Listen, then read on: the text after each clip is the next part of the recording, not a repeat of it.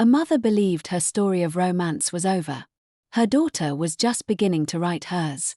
When a captivating landscaper enters their world, she doesn't just bring a vision to revive their wilting garden. She awakens a dormant desire in the mother and becomes a confident guide for the daughter questioning her heart. Under the Provençal sun, for women embark on a journey of sensual and emotional discovery, proving that love can bloom in the most unexpected places, at any age. For more queer love and Sapphic magic, make sure to subscribe. Let's begin the story. The rain in Provence had a particular scent. It was the perfume of wet earth, lavender, and ancient stone. It was the scent that filled the large, slightly crumbling farmhouse that Saffron called home, a scent that seemed to amplify the quiet loneliness that had settled in her bones since her husband, Olivier, had passed 2 years prior. Her daughter, Juniper, was a storm of a different kind. At 17, she was all sharp angles and soft heart, her emotions as changeable as the weather outside her bedroom window. She missed her father with a raw, aching pain that she hid behind a curtain of dark hair and a perpetually skeptical expression. And then there was Rowan, Saffron's younger sister. Where Saffron was watercolors and gentle music, Rowan was bold acrylics and rock and roll. She had arrived from Paris a month ago, her own life in shambles after a brutal breakup, her presence both a comfort and a disruption to the careful, quiet order Saffron had built. "I'm going stir-crazy," Rowan announced, her voice cutting through the gentle classical music Saffron had playing. She was pacing the length of the large kitchen, her boots clicking on the terracotta tiles. "This silence is going to kill me. We need a project." Saffron looked up from her knitting, a soft grey wool that was supposed to become a sweater for Juniper. "The house is the project, Rowan. It's been the project for 20 years. No, a fun project. Not fixing a leaky roof. Something alive." Rowan's eyes, the same shade of hazel as Saffron's but always alight with a fiercer fire, landed on the overgrown garden through the large window. "The garden. We'll resurrect the garden. Olivier's garden." A pang, sharp and familiar, shot through Saffron's heart. The garden had been Olivier's pride. After he died, it felt like a betrayal to touch it, to change it. She'd let it run wild, a monument to his memory. "I don't know," Saffron began, but Juniper, who had just slunk into the kitchen for a glass of water, surprised them both. "I think it's a good idea," she said, her voice quiet but clear. "It's a mess. It's depressing." 2 against 1. Saffron felt the tide turning. "We don't know the first thing about serious gardening. Olivier was the expert." "Then we'll get an expert," Rowan said, a triumphant grin spreading across her face. "I saw a sign down the lane. Vespers Verdure, Landscape Design and Horticultural Therapy." "Sounds perfect. Horticultural therapy. God knows we need it." And that was how Vespa entered their lives. She arrived the next morning on a classic, butter-yellow Vespa, the putter of its engine announcing her arrival before she even turned into the long, gravel drive. Saffron watched from the window, her knitting forgotten in her lap. Vespa was not what she had expected. She'd imagined a sturdy, older woman in muddy Wellingtons. The woman pulling off her helmet was striking. She was probably in her late 40s, with short, silvery hair that looked soft as thistledown. She had high cheekbones, a strong jaw, and eyes of a deep, intelligent grey. She wore clean, dark jeans, a simple white t-shirt, and boots that looked both practical and stylish. She moved with an easy, confident grace as she surveyed the property, her gaze thoughtful and appraising. Saffron suddenly felt very aware of her own worn-out sweater and the loose strand of hair falling from her messy bun. Rowan, of course, was the one to burst out of the front door. "You must be Vespa. I'm Rowan. Come in, come in." The consultation was held in the kitchen, over strong coffee. Vespa's voice was calm and low, a soothing melody after Rowan's staccato energy. She listened intently as they talked about Olivier, about the garden former glory, about their hopelessness. "We don't want a copy of what was," Saffron found herself saying, surprising herself. "It was his. This should be something new. Ours." Vespa looked directly at her, and Saffron felt a jolt, like a faint electrical current. "That's a very healthy way to look at it," Vespa said, her smile gentle. A garden should reflect its caretakers. It's a living story. They walked the grounds together. Juniper, curious, trailed behind them. Vesper pointed out plants that were struggling, ones that were surprisingly resilient, and hidden beauties buried under weeds. She spoke to the plants as if they were old friends, her touch gentle on a wilting leaf. "This rose bush," she said, stopping by a gnarled, overgrown plant. "It's ancient. See here. With the right care, it will bloom like crazy.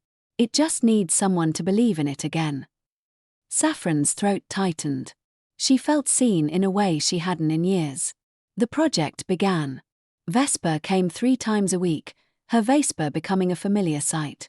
Rowan threw herself into the physical labor with a vengeance, digging and hauling with a frenetic energy that seemed to burn away her sadness. Juniper, to everyone's surprise, began to show a real interest. Vesper patiently taught her about soil pH and companion planting, and Juniper listened, her usual cynicism replaced by a focused curiosity. And Saffron. Saffron found herself watching Vesper. She watched the way she pushed her silver hair back from her forehead with a muddy wrist, the way she laughed at Rowan's jokes, the way she gently encouraged Juniper. She found herself making iced tea when the sun was high, just to have an excuse to go outside and be near her. One afternoon, Rowan had gone into the village for supplies. Juniper was upstairs video calling a friend. Saffron brought 2 glasses of tea out to where Vesper was working on sketching a new layout for the herb garden. "A break?" Saffron offered. Vesper looked up, wiping a bead of sweat from her temple. "You read my mind." "Thank you, Saffron." They sat on a low stone wall, the sun warm on their skin.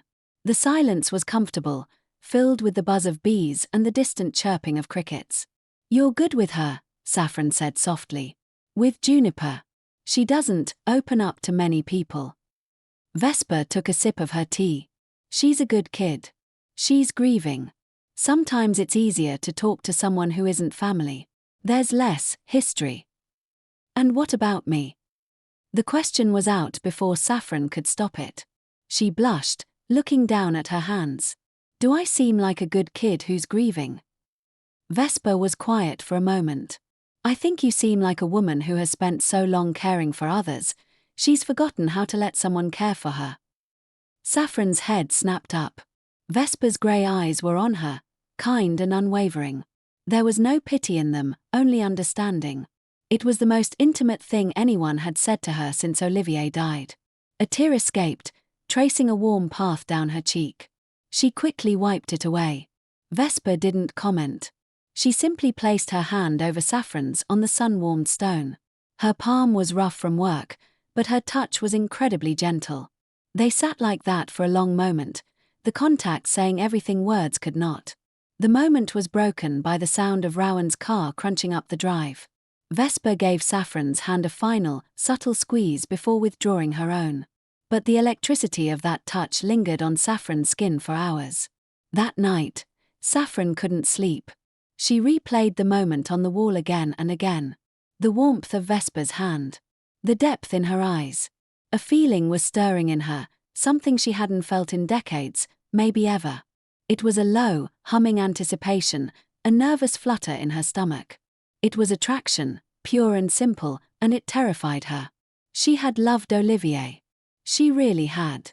Theirs had been a gentle, comfortable love, built on friendship and shared dreams. This feeling for Vesper was different. It was sharper, more intense, like a lightning strike compared to a steady sunrise. It made her feel 17 again, confused and exhilarated. A few days later, a tension settled over the house, but it had nothing to do with the garden. Juniper had been quiet all through dinner, pushing her food around her plate. "What's wrong, sweetie?" Saffron finally asked. Juniper looked up, her eyes glistening. "Chloe's party is on Saturday. Everyone is going." "So, go," Rowan said, shrugging. "You could use some fun." "They're all going with people. Dates. And Juniper's voice cracked. "I told them I was bringing someone. I said I had a girlfriend." Saffron's heart ached for her daughter. "Oh, Juniper. I just didn't want to be the only one alone. I'm so sick of it. I lied. And now I have to go alone and everyone will know, and they'll all laugh at me. She dropped her head into her hands. Rowan scooted her chair closer and put an arm around her niece. Hey, nobody who matters laughs at that stuff. You should just go and own it.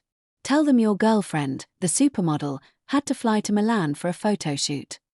Juniper let out a wet laugh. They'd never believe it. The next day, Juniper was quiet while working with Vesper, transplanting seedlings. Vesper noticed her mood. Everything okay, Juniper? The story came tumbling out, the party, the lie, the dread. Vesper listened, nodding thoughtfully. It's a tough age, she said when Juniper finished. Everything feels so enormous. I just wish I hadn't lied, Juniper mumbled. I wish I could just be me. But I don't even know who that is. Vesper was quiet for a moment, looking out at the garden. You know, she said softly, when I was about your age, I had a huge crush on my best friend. Her name was Elodie. I thought about her all the time. I'd get nervous when she was near. I didn't have a word for what I was feeling. I just knew it felt different. Juniper looked up, her eyes wide. What happened? I finally told her, Vesper said with a small, sad smile. She was kind, but she didn't feel the same. It hurt. A lot. But the act of telling her, of saying the words out loud, it was like freeing myself. The secret was the heaviest part. Juniper was staring at her, a new understanding dawning on her face. You like women? Yes, Vesper said simply, meeting her gaze. I do. In that moment, something profound shifted for Juniper. She wasn't alone. This strong, capable, incredible woman was like her. The world suddenly felt a little bigger, a little safer. I think I might too, Juniper whispered, the words feeling both terrifying and wonderful as they left her mouth. Vesper's smile was warm and full of pride. Then that, she said, is a beautiful thing to know about yourself. The right people won't need you to bring a date to prove it. They'll just see you. Juniper threw her arms around Vesper in a sudden, impulsive hug. Thank you, she whispered. From the kitchen window, Saffron watched the embrace, her heart swelling with a confusing mix of emotions. Gratitude towards Vesper, love for her daughter, and a fierce, protective hope for Juniper's future. She also felt a pang of something else, a yearning. Vesper had given her daughter a gift Saffron hadn't known how to give. That Saturday evening, Juniper went to the party alone, her head held high. She had called Chloe and told her the truth, that she'd lied about having a girlfriend because she was nervous. To her surprise, Chloe had been understanding. It's cool, Juniper. Just come. We'll have fun. With Juniper out, the house was quiet. Rowan had gone to a bar in the next town, seeking louder company. Saffron was alone. The silence felt heavy, expectant. There was a soft knock on the door. Puzzled, Saffron opened it. Vesper stood there, holding a bottle of wine and looking uncharacteristically hesitant. I was driving by and saw Rowan's car was gone. I thought, maybe you could use some company. And I wanted to make sure Juniper was okay. Saffron's heart began to beat a frantic rhythm against her ribs. She's at the party. And, yes, company would be lovely. Please, come in. They sat in the living room, the French doors open to let in the cool evening air, scented with jasmine and the damp earth from Vesper's recent watering. They talked about everything and nothing. They talked about their favorite books, their travels, their dreams. Saffron learned that Vesper had been married to a man for 10 years before she could no longer deny her truth. She learned about her small landscape business, her love for old jazz records, her fear of deep water. Saffron found herself talking about things she hadn't spoken of in years. Her quiet childhood, her passion for painting that she'd given up, the complex, wonderful reality of her marriage to Olivier. I loved him, she said, swirling the wine in her glass. But it was never this all-consuming thing you read about. It was peaceful. Peace is a powerful kind of love, Vesper said softly. It is, Saffron agreed. But was it enough? I don't know anymore. She looked at Vesper, her courage fueled by the wine and the intimate darkness. The way I feel when I'm around you. I've never felt that before. It isn't peaceful. It's terrifying. Vesper's breath hitched. She set her glass down carefully. Saffron. I'm 45 years old, Saffron continued, her voice trembling. I'm a widow. A mother. I shouldn't feel like this. My heart shouldn't race when I hear your scooter. I shouldn't lie awake thinking about the way you look at me. Vesper moved from her chair to sit on the sofa next to Saffron. The space between them crackled with unspoken desire. And how do I look at you? Vesper asked, her voice a low murmur. Like you see me, Saffron whispered. The real me. Not just the mother, or the widow. Like you want me. Vesper reached out, her fingers gently tracing the line of Saffron's jaw. Her touch was electric. That's because I do see you. And I do want you. More than I've wanted anyone in a very long time. The admission hung in the air between them, bold and undeniable. Saffron's eyes flickered down to Vesper's lips. It was all the invitation Vesper needed. She leaned in slowly, giving Saffron every opportunity to pull away. But Saffron didn't move. She closed her eyes as Vesper's lips met hers. It was not a gentle, peaceful kiss. It was a revelation. It was years of loneliness and longing poured into a single, searing connection. Vesper's lips were soft yet demanding, and Saffron met her demand with a hunger she didn't know she possessed. She tangled her fingers in Vesper's soft, silver hair, pulling her closer. Vesper's arms wrapped around her, strong and sure, one hand splayed against the small of Saffron's back, pressing their bodies together. The world narrowed to the taste of wine on Vesper's tongue, the scent of her skin, clean sweat and rosemary, and the overwhelming rightness of being in her arms. It was hot and desperate and profoundly emotional. When they finally broke apart, breathless, they rested their foreheads together. Wow, Saffron breathed, her entire body thrumming. A slow, gorgeous smile spread across Vesper's face. Yeah, wow. They kissed again, slower this time, deeper, exploring each other with a tender curiosity. Saffron felt like she was coming alive after a long, frozen sleep. Every nerve ending was awake, singing. Vesper's hands roamed her back, her hips, learning her shape through the thin fabric of her blouse. The sound of a car engine approaching made them jump apart, gasping, their faces flushed. Rowan was home. Vesper stood up, running a hand through her now messy hair. I should go. Saffron stood too, her legs unsteady. She caught Vesper's hand. Don't. I mean, not like this. Stay. Talk to Rowan for a minute. Act normal. She couldn't bear for the magic of the evening to end so abruptly. Vesper nodded, squeezing her hand. Okay.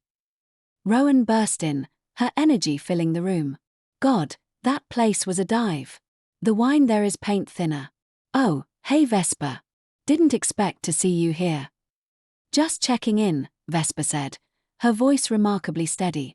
She and Saffron exchanged a look, a secret, thrilling promise passing between them. The next few weeks were exquisite torture. The garden flourished under their care, bursting with color and life, a perfect mirror for what was blooming between Saffron and Vesper. They stole moments whenever they could, a lingering touch while examining a plant, a secret kiss behind the tool shed, heated glances across the dinner table when Rowan and Juniper were present. Juniper, emboldened by her conversation with Vesper, had started talking to a girl in her art class named Eloise. She was happier, lighter. She didn't know about her mother and Vesper, but she noticed the change in Saffron. You seem good, Mum, she said one day. You're smiling more. Rowan, however, was more perceptive.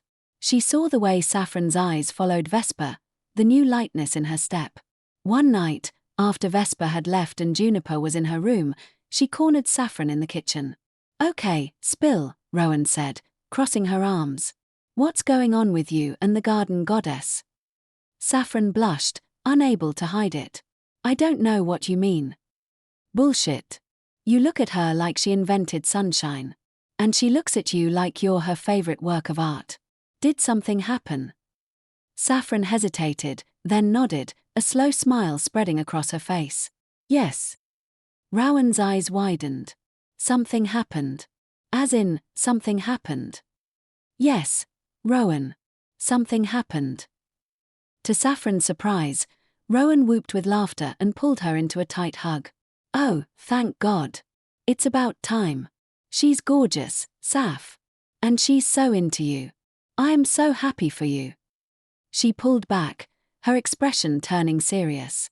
"Are you happy?" Tears of joy welled in Saffron's eyes. "I'm terrified. And confused. And, yes, I'm happier than I've been in years." The final hurdle was Juniper.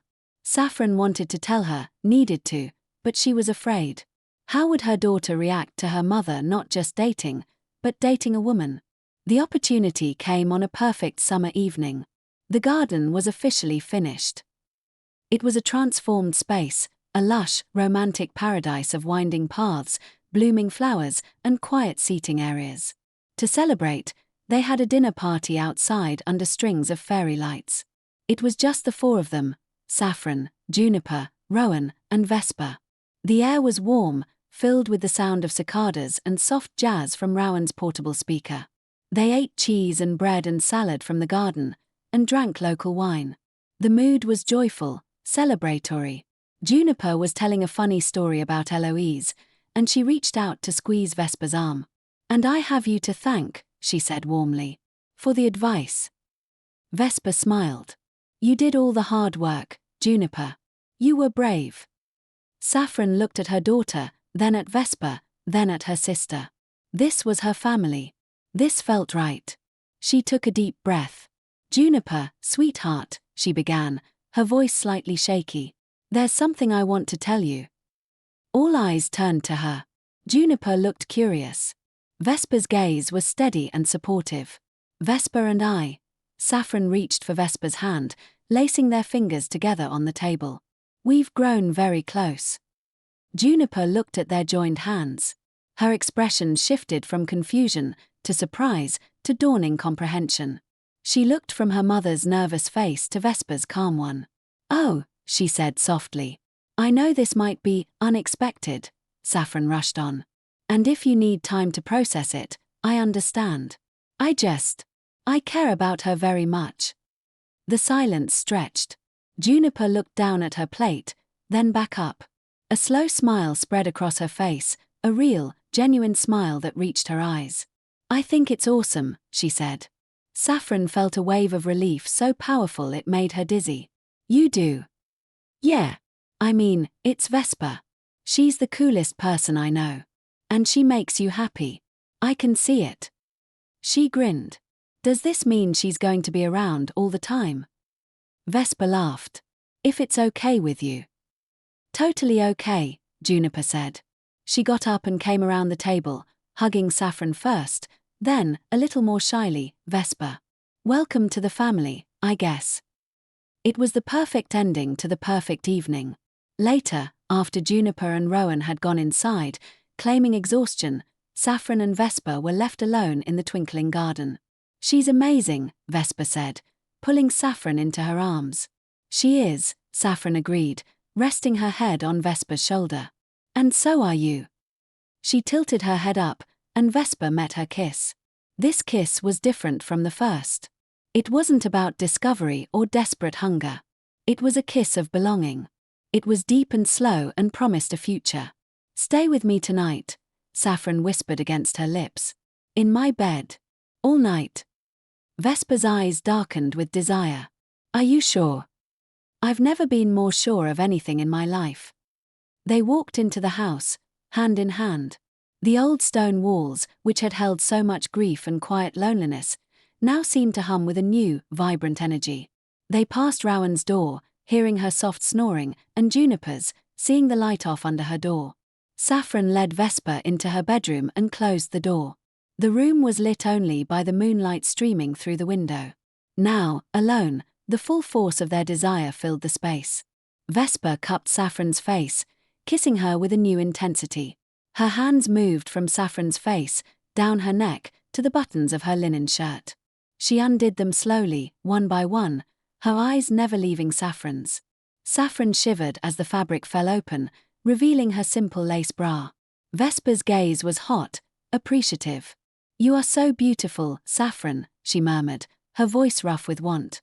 She lowered her head, her lips finding the sensitive skin of Saffron's collarbone, then the swell of her breast above the lace. Saffron gasped, her fingers tangling in Vesper's hair.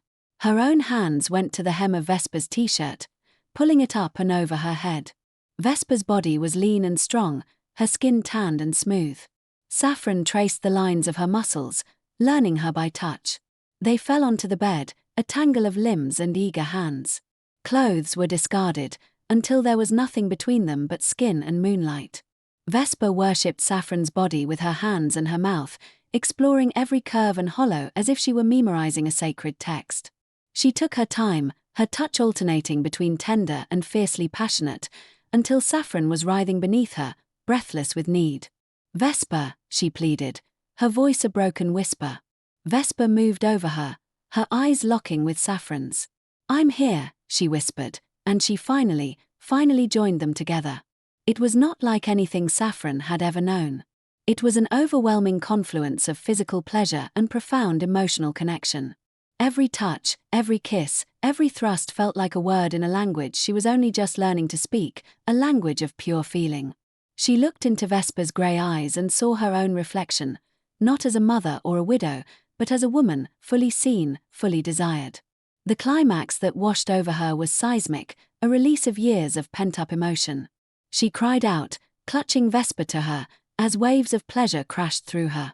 Vesper followed soon after, her own release a quiet, shuddering gasp against Saffron's neck.